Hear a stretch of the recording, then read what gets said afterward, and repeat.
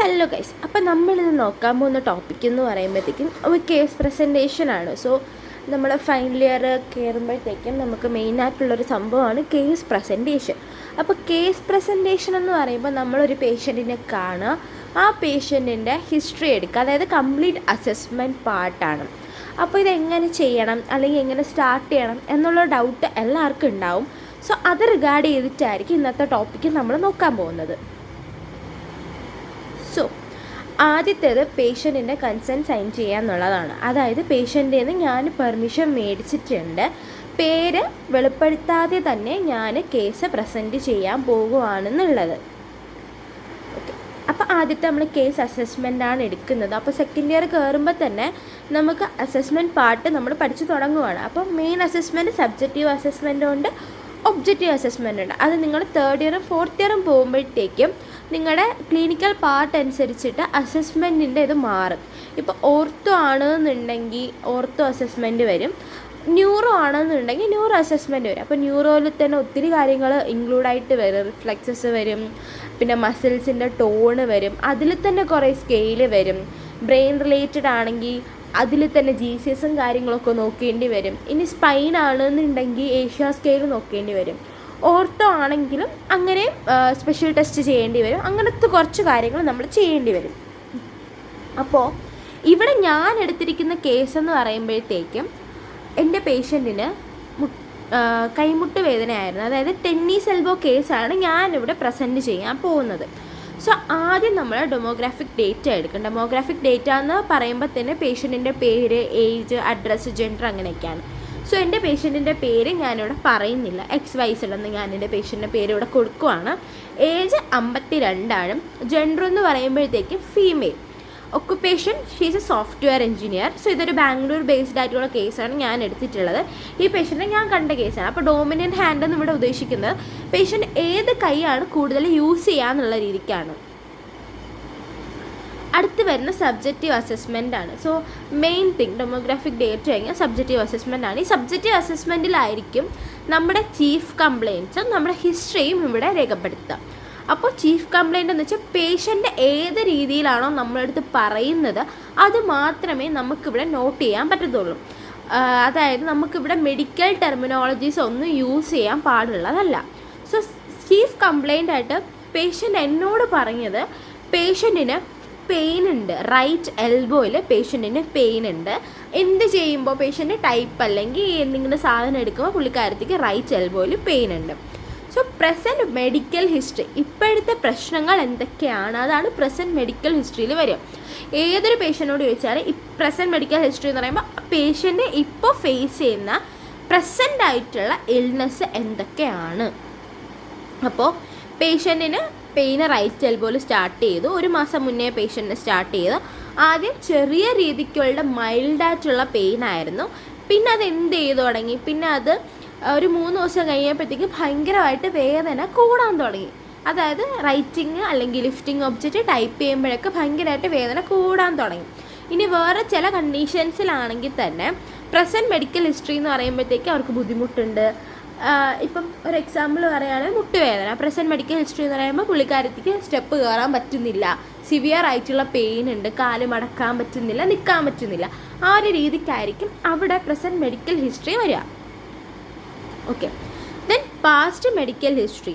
Past medical history മുന്നേ എന്തെങ്കിലും systemic ആയിട്ടുള്ള ഇൽനെസ് ഉണ്ടായിരുന്നോ, അതായത് ഡയബറ്റിക്സ്, തൈറോയിഡ് അങ്ങനെയുള്ള കുറച്ച് കാര്യങ്ങളൊക്കെയാണ് പാസ്റ്റ് മെഡിക്കൽ ഹിസ്റ്ററിയിൽ വരിക. പിന്നെ പേഴ്സണൽ ഹിസ്റ്ററി എന്ന് പറയുമ്പോഴത്തേക്കും ഓക്കെ, എന്താ പറയുക, റൈറ്റ് ഡോമിനൻ്റ് ആണ്, പുള്ളിക്കാരത്തിലെ ലീവിങ് സ്റ്റൈൽസ് നല്ലതാണ്, ലോങ് അവർ വർക്കിംഗ് ആണ്.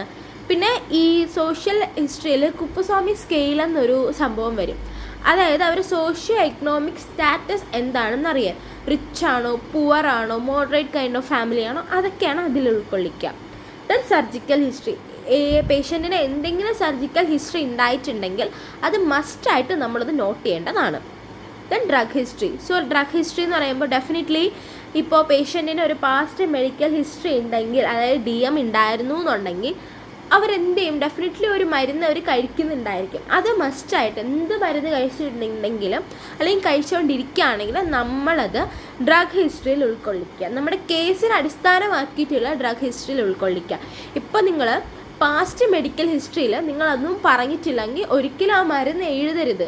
അങ്ങനെ എഴുതി കഴിഞ്ഞാൽ അവിടെ ചോദ്യം ഉണ്ടാകും, നിങ്ങൾ എന്തുകൊണ്ട് ഈ മരുന്ന് എഴുതി, അല്ലെങ്കിൽ നിങ്ങൾ എന്തുകൊണ്ട് പാസ്റ്റ് മെഡിക്കൽ ഹിസ്റ്ററിയിൽ അത് ഉൾക്കൊള്ളിച്ചില്ല എന്നുള്ളൊരു ചോദ്യം വരും.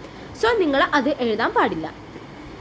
സോ പേഴ്സണൽ ഹിസ്റ്ററി, പുള്ളിക്കാരത്തി മാരീഡാണ്, ഫാമിലി ഹിസ്റ്ററി നമ്മൾ നോക്കി, സോഷ്യോ എക്കണോമിക് സ്റ്റാറ്റസ് നമ്മൾ നോക്കുക കുപ്പുസ്വാമി സ്കെയിലിൻ്റെ അടിസ്ഥാനത്തിലാണ്. So you have to study the scale, അല്ലെങ്കിൽ നമ്മൾ ആ സ്കെയിൽ നോട്ട് ചെയ്യുക. സോ പെയിൻ ഹിസ്റ്ററി, അടുത്ത ഇമ്പോർട്ടൻറ്റ് ഹിസ്റ്ററിയാണ് പെയിൻ ഹിസ്റ്ററി. ഇപ്പം സപ്പോസ് പേഷ്യൻ്റ് ഒരു പെയിനായിട്ട് വരികയാണെന്നുണ്ടെങ്കിൽ ഡെഫിനറ്റ്ലി നിങ്ങളൊരു പെയിൻ ഹിസ്റ്ററി അവിടെ നോട്ട് ചെയ്യേണ്ടതാണ്. സോ ആദ്യം വരെ ഓൺസെറ്റാണ്, അതായത് പതിയെയാണ് പുള്ളിക്കാരത്തിക്ക് പെയിന് വന്ന് തുടങ്ങിയത്. 1 മാസ duration, onset, duration, location, radiation, behaviour of the pain, quality of the pain, aggravating and relieving factors. ഇതെന്ന് പറയുന്നത് ഇമ്പോർട്ടൻ്റ് ആയിട്ടുള്ള കാര്യമാണ്. അപ്പം നിങ്ങൾ എപ്പോഴായിരുന്നാലും ഈ സംഭവം നോട്ട് ചെയ്യണം. ഓൺസെറ്റ് ഗ്രാജുവൽ ആണ്, ഒരു ഡ്യൂറേഷൻ 1 മാസം. ലൊക്കേഷൻ എന്ന് പറയുമ്പോഴത്തേക്കും lateral epicondyle of right elbow. അപ്പോൾ സബ്ജക്റ്റീവ് അസസ്മെൻറ്റിൽ നമുക്ക് പെയിൻ ഹിസ്റ്ററി വരുമ്പോഴത്തേക്ക് okay you can note it like എവിടെയാണ് എക്സാക്റ്റ് പെയിൻ ഉള്ളതെന്ന്. അത് കാരണം when I was doing also എനിക്കൊരു ചെറിയൊരു ഡൗട്ട് ഉണ്ടായിരുന്നു, കാരണം ഇങ്ങനെ മെഡിക്കൽ ടെർമിനോളജീസ് എഴുതാൻ പറ്റുമോ ഇല്ലയോ എന്നുള്ളത്. But you can write it.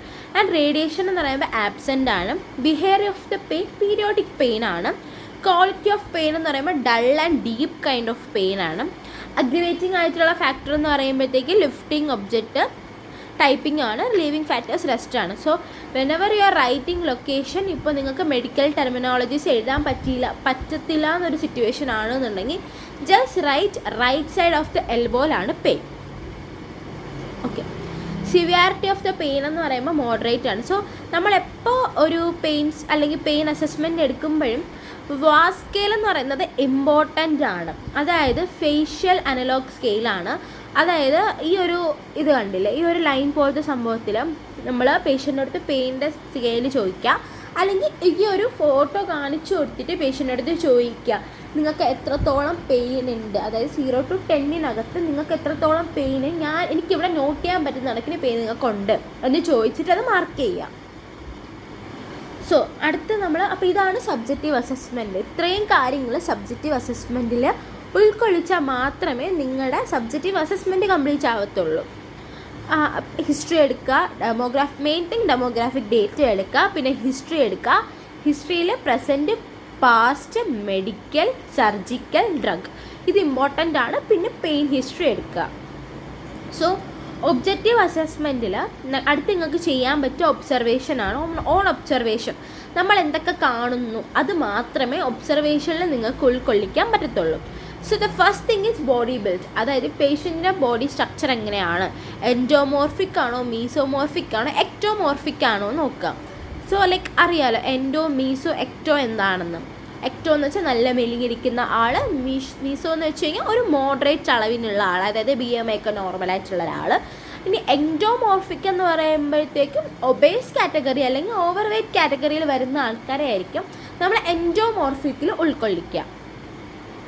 So deformities എന്തെങ്കിലും ഉണ്ടോ? There are so many kind of deformities. Contracture deformities ഉണ്ടായിരിക്കാം, അല്ലെങ്കിൽ ഷോൺ-നെക്ക് ഡിഫോമിറ്റീസ് ഉണ്ടായിരിക്കുക, CTEV ഉണ്ടായിരിക്കുക. അതൊക്കെയാണ് ഡിഫോമിറ്റീസ് ആയിട്ട് ഇവിടെ പറയുക. അപ്പോൾ പേഷ്യൻ്റ് നമ്മൾ കാണുമ്പോൾ എന്തെങ്കിലും ഡിഫോമിറ്റി ഉണ്ടെങ്കിൽ ഡെഫിനറ്റ്ലി അത് നോട്ട് ചെയ്യുക. ഇപ്പം നിങ്ങളുടെ പേഷ്യൻറ്റിൻ്റെ പെയിന് വന്നിട്ട് കയ്യിലാണ്. So you should only see the hand. അല്ലാണ്ട് കാലിലുണ്ടെന്ന് വിചാരിച്ചിട്ട് ഒരിക്കലും നമ്മൾ അസസ്മെൻറ്റ് എടുക്കുമ്പോഴത്തേക്കും കാലിലെ ഡിഫോമിറ്റി നമ്മൾ നോട്ട് ചെയ്യാൻ പാടുള്ളതല്ല. സോ അടുത്ത് ഗേറ്റാണ്. ഗേറ്റ് ഇൻ ദ സെൻസ് പേഷ്യൻറ്റിൻ്റെ വാക്കിംഗ് സ്റ്റൈൽ നോർമലാണോ അല്ലേന്ന് എഴുതുക. പിന്നെ posture, definitely there will be a posture problem with the patients. അപ്പോൾ അത് ഇപ്പം ചില പേഷ്യൻസിനാണെങ്കിൽ സൂപ്ഡ് പോസ്റ്റർ ആയിരിക്കാം, ചിലർക്ക് നെക്ക് ഭയങ്കരമായിട്ട് തള്ളിയ പോസ്റ്റർ ആയിരിക്കാം. സോ അത് നിങ്ങൾ നോട്ട് ചെയ്യുക. അപ്പം എൻ്റെ പേഷ്യൻറ്റിന് I don't see any posture deformity for her, like so I don't posture is good over here. Then external appliances means ചില പേഷ്യൻസിന് there will be some braces അവർ യൂസ് ചെയ്യുന്നുണ്ടായിരിക്കാം, അപ്പോൾ അങ്ങനെ എന്തെങ്കിലും ഉണ്ടെങ്കിൽ, സപ്പോസ് ന്യൂറോ കേസസ് ആണെന്നുണ്ടെങ്കിൽ പെക് ട്യൂബ്, RT ട്യൂബ് അതുപോലുള്ള സംഭവങ്ങളൊക്കെ യൂസ് ചെയ്യുന്നതായിരിക്കാം. സോ ഓൺ പാൽപേഷൻ ആണെന്നുണ്ടെങ്കിൽ നെക്സ്റ്റ്.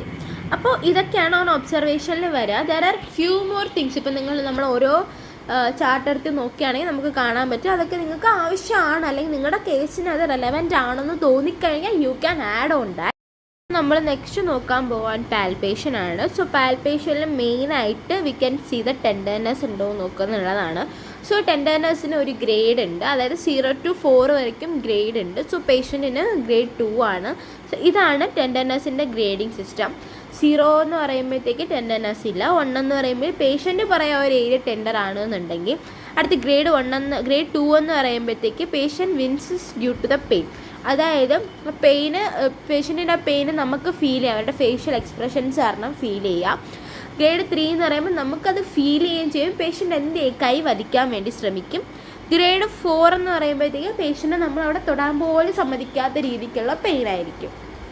ഓക്കെ, സോ എൻ്റെ പേഷ്യൻറ്റിന് പെയിനുള്ള ടെൻഡർനെസ്സിൻ്റെ ഏരിയ കൂടെ നമ്മൾ നോട്ട് ചെയ്യേണ്ടതാണ്. സോ എൻ്റെ പേഷ്യൻറ്റിന് പെയിൻ ഉള്ളത് റൈറ്റ് ലാറ്ററൽ എപ്പിക്കോണ്ടൈൽ സൈഡാണ്.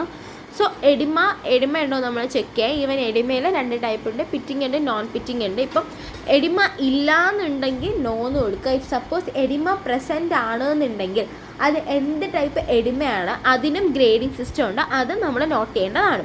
സോ സ്വെല്ലിംഗ് എന്ന് പറയുമ്പോഴത്തേക്കും എൻ്റെ പേഷ്യൻറ്റ് സ്വെല്ലിംഗ് ഉണ്ടായിരുന്നു, റൈറ്റ് സൈഡാണ് സ്വെല്ലിംഗ് ഉണ്ടായിരുന്നത്, അത് നമ്മൾ നോട്ട് ചെയ്യുക. പിന്നെ ടെമ്പറേച്ചർ നമ്മൾ ടച്ച് ചെയ്ത് നോക്കുമ്പോൾ അവിടെ കോൾഡ് ആണോ ഹോട്ടാണോ നമുക്ക് ഫീൽ ചെയ്യുക, അതാണ് ഇവിടെ ടെമ്പറേച്ചർ കൊണ്ട് ഉദ്ദേശിക്കുന്നത്. നമ്മൾ ടച്ച് ചെയ്യുമ്പോൾ ആ അഫക്റ്റഡ് ഏരിയയിലുള്ള ടെമ്പറേച്ചർ. അപ്പോൾ നോർമൽ ആണെന്നുണ്ടെങ്കിൽ നോർമലായിട്ട് എഴുതുക, ഇപ്പോൾ ഹോട്ടാണെങ്കിൽ ഹോട്ട് എന്ന് എഴുതാം. Okay, next part is examination ആണ്. സോ എക്സാമിനേഷനിൽ നമ്മൾ മെയിനായിട്ട് നോക്കുക റേഞ്ച് ഓഫ് മോഷൻ നോക്കും, MMT നോക്കും. ഇനിയിപ്പോൾ ലൈക്ക് ന്യൂറോളജിക്കൽ കണ്ടീഷൻ ആണെന്നുണ്ടെങ്കിൽ MMT നോക്കാൻ ചാൻസ് ഉണ്ട്. മസിൽ ടോൺ നോക്കും, മസിൽ ഗ്രിത്ത് നോക്കും, ഈ റിഫ്ലക്സസ് നോക്കും, അങ്ങനെ കുറേ കാര്യങ്ങൾ നമ്മൾ നോക്കും. സോ ഇവിടെ അതിൻ്റെ ആവശ്യമൊന്നും ഇല്ലാത്തത് കൊണ്ട് ഞാൻ ജസ്റ്റ് നോർമൽ എക്സാമിനേഷൻ മാത്രമാണ് ചെയ്ത് പോകുന്നത്. So active range of motion ആണ് ഞാൻ ചെക്ക് ചെയ്യുക. എൻ്റെ patient affected part elbow and wrist ആണ്. സോ ഞാൻ മെയിനായിട്ട് ചെക്ക് ചെയ്യാൻ പോകുന്ന elbow റിസ്റ്റാണ്.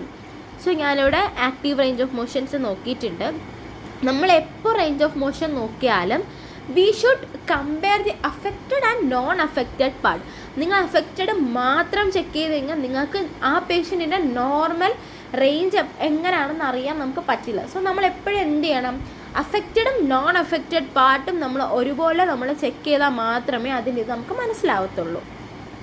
So like elbow flexion, extension, wrist flexion, wrist extension, pronation, supination, ഇത്രയും മൂമെൻറ്റ്സ് ആണ് ഞാൻ പേഷ്യൻറ്റിനോട് ചെക്ക് ചെയ്തിട്ടുള്ളത്. ആൻഡ് എൻഡ് ഫീല് നമ്മൾ നോക്കും. എൻഡ് ഫീല് നമ്മൾ മസ്റ്റായിട്ട് നോക്കിയിരിക്കണം. ഓക്കെ, ദെൻ ഹാൻഡ് ഫങ്ഷൻ നോക്കും, അതായത് ഗ്രിപ്പ് പവർ നോക്കും. നമ്മൾ there are few grip powers and positions, നമ്മളത് മസ്റ്റായിട്ട് നമ്മൾ നോക്കിയിരിക്കണം. നമ്മളെപ്പോൾ നമ്മുടെ ഹാൻഡ് റിലേറ്റഡ് ആയിട്ടുള്ള സംഭവം വന്നാലും നമ്മൾ ഈ ഹാൻഡ് ഫങ്ഷൻസ് നമ്മൾ നോക്കിയിരിക്കണം. ദെൻ MMT നോക്കണം. MMTയുടെ സ്കെയിൽസ് ലൈക്ക് അറിയാമല്ലോ, 0 to 5 ആണ്. ആ ഒരു MMT സ്കെയില് മസ്റ്റായിട്ട് നോക്കണം. 0 എന്ന് വെച്ച് കഴിഞ്ഞാൽ നോ മൂവ്മെൻറ്റ്, 1 എന്ന് വെച്ച് കഴിഞ്ഞാൽ ഫ്ലിക്കറിങ് ഓഫ് മൂവ്മെൻറ്റ്, 2 എന്ന് പറയുമ്പോഴത്തേക്കും full range of motion with eliminating gravity, 3 full range of motion against gravity, 4 full range of motion against gravity with minimal resistance, 5 എന്ന് പറയുമ്പോൾ full range of gravity, full range of motion against gravity with maximal resistance. അപ്പോൾ ചില കേസസിൽ there are -1, 1 + 1 -2, 2 + 2 അങ്ങനത്തെ കുറച്ച് ഒരു ഇതുണ്ട്. So like whenever you are if your lecturers are asking you to do with -1 + 1 something like that, you should do that. So normally MMT നമ്മൾ മെയിനായിട്ട് check ചെയ്യുക ഈ ഒരു സ്കെയിലിൻ്റെ അടിസ്ഥാനത്തിലാണ്. So the final part is differential diagnosis. അപ്പോൾ differential diagnosis എന്ന് വെച്ചാൽ വേറെ ഏതൊക്കെ പോസിബിലിറ്റി ആയിട്ടുള്ള രോഗങ്ങൾ അല്ലെങ്കിൽ പ്രശ്നങ്ങൾ നമുക്ക് അവിടെ കാണാൻ കഴിയും, അല്ലെങ്കിൽ ഇതിൽ നിന്ന് ഏതായിരിക്കും അതെന്ന് ഐഡൻറ്റിഫൈ ചെയ്യുക എന്നുള്ളതാണ് നമ്മുടെ മെയിൻ ഇത്. So like okay, right side elbow ആണ് ഇങ്ങനെ അഫക്റ്റഡ് ആയിട്ടുണ്ട്, റേഞ്ച് ഓഫ് മോഷൻ കുറഞ്ഞിട്ടുണ്ട്. There is a probability of radial tunnel syndrome. So നമുക്ക് ഓരോ ടെസ്റ്റായിട്ട് നോക്കിപ്പോവാം. സോ റേഡിയൽ ടണൽ സിൻഡ്രം ആണോ അല്ലെങ്കിൽ നമുക്ക് ടെസ്റ്റ് ചെയ്യാൻ വേണ്ടിയിട്ടുള്ളൊരു ടെസ്റ്റാണ് റെസിസ്റ്റഡ് സുപ്പിനേഷൻ ടെസ്റ്റ്. അപ്പോൾ ഈ റെസിസ്റ്റഡ് സുപ്പിനേഷൻ ടെസ്റ്റ് എന്ന് പറയുമ്പോഴത്തേക്കും പേഷ്യൻ്റ് എൽബോ 90 ഡിഗ്രിയിലായിരിക്കണം, ഫോറാം ന്യൂട്രൽ പൊസിഷനിലായിരിക്കണം. So like it is state position. Then therapist വന്നിട്ട് സുപ്പിനേഷൻ റെസിസ്റ്റ് ചെയ്യുക എന്നുള്ളതാണ്. So negative. സോ പേഷ്യൻറ്റിന് പെയിനോ കാര്യങ്ങളോ ഒന്നും ഉണ്ടായിട്ടില്ലെങ്കിൽ അത് നെഗറ്റീവാണ്. അടുത്ത ടെസ്റ്റ് എന്ന് കൊസൈൻസ് ടെസ്റ്റാണ്. ഇത് മെയിൻ ടെസ്റ്റാണ്. അതായത് ലാറ്ററൽ എപ്പിക്കോണ്ടൈലൈറ്റിസ് ഉള്ള പേഷ്യൻസിന് നമ്മൾ മെയിനായിട്ട് ചെയ്ത് നോക്കുന്നൊരു ടെസ്റ്റാണ് കൊസൈൻസ് ടെസ്റ്റ്. അപ്പോൾ ഈ കൊസൈൻസ് ടെസ്റ്റ് എന്ന് പറയുമ്പോഴത്തേക്കും ഇതിൻ്റെ പ്രൊസീജിയർ എന്ന് പറയുമ്പോഴത്തേക്കും നമ്മളൊരു ഫിസ്റ്റ് പോലെ കൈ മടക്കാൻ പറയുക, എന്നിട്ട് പ്രൊണേറ്റഡ് പൊസിഷനിലായിരിക്കുക. പേഷ്യൻറ്റിനോട് നമ്മൾ, അതായത് ഇപ്പോൾ ന്യൂട്രൽ പൊസിഷനിലായിരിക്കുക, നമ്മൾ പേഷ്യൻറ്റിനോട് പറയും ഒന്ന് പ്രൊണേറ്റ് ചെയ്തിട്ട് റിസ്റ്റ് റേഡിയലി ഡീവിയേറ്റ് ചെയ്യാൻ പറയും. അപ്പോൾ ലാറ്ററൽ എപ്പിക്കോണ്ടൈൽ സൈഡ് സിവിയർ പെയിന് ആണെന്നുണ്ടെങ്കിൽ അതിന് ആ ടെസ്റ്റ് പോസിറ്റീവാണ്. So there is A chance of tennis elbow. So ഒരു ടെസ്റ്റ് കൂടെ നമുക്ക് ചെയ്ത് നോക്കാമെന്നുള്ളതാണ് മിൽസ് ടെസ്റ്റ്. ഈ രണ്ട് ടെസ്റ്റ് നമ്മൾ മെയിനായിട്ട് ചെയ്ത് നോക്കുക ടെന്നീസ് എൽബോ ഉണ്ടോ അല്ലേന്ന് കൺഫേം ചെയ്യാൻ വേണ്ടിയിട്ടാണ്. സോ മിൽസ് ടെസ്റ്റ് എന്ന് പറയുമ്പോഴത്തേക്കും with full elbow extension, elbow full extension ആയിരിക്കും. Wrist and fingers fully flexed ആയിരിക്കും. നമ്മൾ ദെൻ ഫോറാമിസ് മാക്സിമലി നമ്മൾ പ്രൊണേറ്റ് ചെയ്യുന്ന ടൈമിൽ നമുക്ക് പെയിന് ലാറ്ററൽ സൈഡ് ഉണ്ടാവുകയാണെന്നുണ്ടെങ്കിൽ ടെസ്റ്റ് പോസിറ്റീവാണ്. സോ അടുത്ത് ഇപ്പോൾ ലിഗമെൻറ്റിന് ഇൻസ്റ്റെബിലിറ്റി ഉണ്ടെങ്കിൽ പോലും നമുക്ക് ഇങ്ങനത്തെ ചില പ്രശ്നങ്ങൾ നമ്മൾ കാണാറുണ്ട്. അപ്പോൾ ഒരു ടെസ്റ്റാണ് ലിഗമെൻറ്റ് ഇൻസ്റ്റെബിലിറ്റി ടെസ്റ്റ്. നമ്മുടെ മെയിനായിട്ടുള്ള, അതായത് റേഡിയൽ കൊളാറ്ററൽ ലിഗമെൻറ്റിന് എന്തെങ്കിലും പ്രശ്നമുണ്ടോ എന്ന് അറിയാൻ വേണ്ടിയിട്ട് ചെയ്ത് നോക്കുന്ന ടെസ്റ്റാണ്. ജസ്റ്റ് നമ്മൾ മൂവ് ചെയ്യുന്ന ടൈമിൽ അവിടെ പെയിൻ ഉണ്ട് എന്നുണ്ടെങ്കിൽ, അതായത് വൈറസ് പോസ്റ്റ് അപ്ലൈ ചെയ്യുന്ന ടൈമിൽ പെയിൻ ഉണ്ടെന്നുണ്ടെങ്കിൽ ടെസ്റ്റ് പോസിറ്റീവാണ്, ഇപ്പോൾ ഇല്ലയെന്നുണ്ടെങ്കിൽ നെഗറ്റീവാണ്. പിന്നെ റുമറ്റോയ്ഡ് ആർത്രൈറ്റിസിനുള്ള പേഷ്യൻസിന് രാവിലെ എണീക്കുമ്പോൾ സിസ്റ്റമിക് ആയിട്ടുള്ള തന്നെ സ്വെല്ലിങ്ങും പെയിനും കാണാറുണ്ട്. അപ്പോൾ there is A chance of rheumatoid arthritis. ഇപ്പം നമ്മൾ RA ഫാക്ടർ നെഗറ്റീവ് ആണെന്നുണ്ടെങ്കിൽ ഇറ്റ്സ് ഫൈൻ. ഓക്കെ, അപ്പോൾ എനിക്കിവിടെ കിട്ടിയ ഡയഗ്നോസിസ് എന്ന് പറയുമ്പോഴത്തേക്കും ടെന്നീസ് എൽബോ ആണ്. സോ ടെന്നീസ് എൽബോ ഉള്ള പേഷ്യൻറ്റിന് മിൽസ് ടെസ്റ്റും കൊസൈൻസ് ടെസ്റ്റും പോസിറ്റീവ് ആയതുകൊണ്ടാണ് ഞാനിവിടെ എൻ്റെ ഡയഗ്നോസിസ് ടെന്നീസ് എൽബോ എന്ന് ഞാൻ കൺഫേം ചെയ്തത്. നോർമലി നമ്മൾ ഇൻവെസ്റ്റിഗേഷൻ എടുക്കുന്ന ടൈമിൽ will go with CT, MRI, ultrasound, something related to that. അപ്പോൾ എൻ്റെ പേഷ്യൻറ്റിന് ഇവിടെ അതൊന്നും ആവശ്യം വന്നിട്ടില്ല. വിത്ത് സ്പെഷ്യൽ ടെസ്റ്റ് തന്നെയാണ് ഞാൻ അതിവിടെ പ്രൂവ് ചെയ്തേക്കുന്നത്. സോ അടുത്ത് നമ്മൾ പറയാൻ പോകുന്ന ICF ക്ലാസിഫിക്കേഷനാണ്. ICF ക്ലാസിഫിക്കേഷൻ ഇമ്പോർട്ടൻ്റ് ആണ്. അപ്പോൾ ICF ക്ലാസിഫിക്കേഷനിൽ നമ്മൾ മെയിനായിട്ട് ഇൻക്ലൂഡ് ചെയ്യേണ്ട body structure and function, activity limitation, participation, restrictions ആണ്. സോ ബോഡി സ്ട്രക്ചർ ആൻഡ് ഫങ്ഷനിൽ മെയിനായിട്ട് പെയിൻ ഉണ്ട്, റെഡ്യൂസ്ഡ് ആയിട്ടുള്ള മസിൽ സ്ട്രെങ്ത് നമുക്ക് കാണാൻ കഴിയും, ഗ്രിപ്പ് സ്ട്രെങ്ത് അവിടെ കുറഞ്ഞിട്ടുണ്ട്. ആക്ടിവിറ്റി ലിമിറ്റേഷൻസ് ആണെന്നുണ്ടെങ്കിൽ ഡിഫിക്കൽട്ടി ഇൻ വാക്കിംഗ്, ക്യാരിയിങ് ഒബ്ജക്റ്റിലെ ഡിഫിക്കൽട്ടി പേഷ്യൻ്റ് പറഞ്ഞിട്ടുണ്ട്. റൈറ്റിങ്ങും ടൈപ്പിങ്ങും ഡിഫിക്കൽട്ടിയാണ്. ആക്ടിവിറ്റി എന്തൊക്കെ റെസിസ്റ്റ് ആയി എന്നുള്ളതാണ്, ലിമിറ്റഡ് ആയി എന്നുള്ളതാണ്. അടുത്ത് പാർട്ടിസിപ്പേഷൻ റെസ്ട്രിക്ഷൻസിനാണെന്നുണ്ടെങ്കിൽ ഡ്രൈവിങ്ങിന് കുറച്ച് ഡിഫിക്കൽട്ടി ഉണ്ട്, റെസ്ട്രിക്ഷൻ ഫോർ ജോബിനും ഡിഫിക്കൽട്ടി ഉണ്ട്. So going with a problem list ആണെന്നുണ്ടെങ്കിൽ പെയിൻ ഓവർ ലാറ്ററൽ എപ്പിക്കോണ്ടൈലിൽ പെയിൻ കാണുന്നുണ്ട്, റിസ്റ്റ് എക്സൻസേഴ്സിൻ്റെ സ്ട്രെങ്ത് കുറഞ്ഞിട്ടുണ്ട്, പെയിൻഫുൾ ആയിട്ടുള്ള ഗ്രിപ്പ് അഫക്റ്റിംഗ് വർക്ക്. സോ ഈ problem list it's not including in this ICF, it's a separate thing. എന്തൊക്കെ പ്രോബ്ലങ്ങൾ പേഷ്യൻസിന് കാണുന്നുണ്ട്, അതായത് ഈ പ്രോബ്ലത്തിൻ്റെ ഇതിലായിരിക്കും നമ്മൾ എന്ത് ചെയ്യാൻ പോവുക, നമ്മൾ ഗോള് പ്രിപ്പയർ ചെയ്യാൻ പോവുക, അല്ലെങ്കിൽ ഗോള് പ്രിപ്പയർ ചെയ്ത് ട്രീറ്റ്മെൻറ്റ് നമ്മൾ കൊടുക്കാൻ പോവുക. So I'm going to the management. First നമുക്ക് 2 ടൈപ്പ് ഗോള് സെറ്റ് ചെയ്യാം. ഷോർട്ട് ടേം ഗോളും ഉണ്ട്, ലോങ് ടേം ഗോളും ഉണ്ട്. ഫസ്റ്റ് ഗോൾ എന്ന് പറയുമ്പോൾ നമുക്ക് പെയിൻ റെഡ്യൂസ് ചെയ്യുക എന്നുള്ളതാണ്. ഒരിക്കലും ഷോർട്ട് ടേം ഗോൾ പെട്ടെന്ന് നമുക്ക് ഇതാക്കാം, നമുക്ക് ഒരിക്കലും മസിൽസിൻ്റെ സ്ട്രെങ്ത് പെട്ടെന്ന് റീഗെയിൻ ചെയ്തെടുക്കാൻ പറ്റുന്ന സാധനമല്ല. So you can include this extensor strength in long term goal. So long term ഗോളിൽ നമുക്ക് പെയിൻ ഫ്രീ ടൈപ്പിംഗ് ആക്ടിവിറ്റീസ് കൊടുക്കുക, മസിൽ ഗ്രിപ്പ് കൂട്ടുക, മസിൽ സ്ട്രെങ്ത് ഇൻക്രീസ് ചെയ്യുക, പിന്നെ എർഗണോമിക്സ് ആയിട്ടുള്ള എഡ്യൂക്കേഷൻ പേഷ്യൻറ്റിന് നമുക്ക് കൊടുക്കാം. സോ നമ്മൾ we are going to our main part physiotherapy management. Day 1 to 3 നമ്മൾ mainly focus upon the short term goal. അപ്പോൾ ആദ്യം പെയിൻ കുറയ്ക്കാൻ നമ്മൾ പേഷ്യൻറ്റ് റെസ്റ്റ് ചെയ്യാൻ പറയാം, ഐസ് കൊടുക്കുക. നമ്മുടെ ഇതിലാണെന്നുണ്ടെങ്കിൽ നമ്മൾ മെയിൻലി ഫോക്കസ് ചെയ്യുക അൾട്രാസൗണ്ടിലായിരിക്കും, പൾസ് മോഡിലായിരിക്കും നമ്മൾ കൊടുക്കുക. ഡ്യൂറേഷൻ 7 minutes ആയിരിക്കും കൊടുക്കുക. പിന്നെ പാസീവായിട്ടുള്ള എക്സ്റ്റൻസർ സ്ട്രെച്ച് നമ്മൾ ചെയ്യിക്കും. Okay, day 4 to 6 will start with minimal exercises for increasing muscle strength. അതായത് ആക്റ്റീവ് റെസിസ്റ്റഡ് ആയിട്ടുള്ള എക്സസൈസസ് കൊടുക്കുക.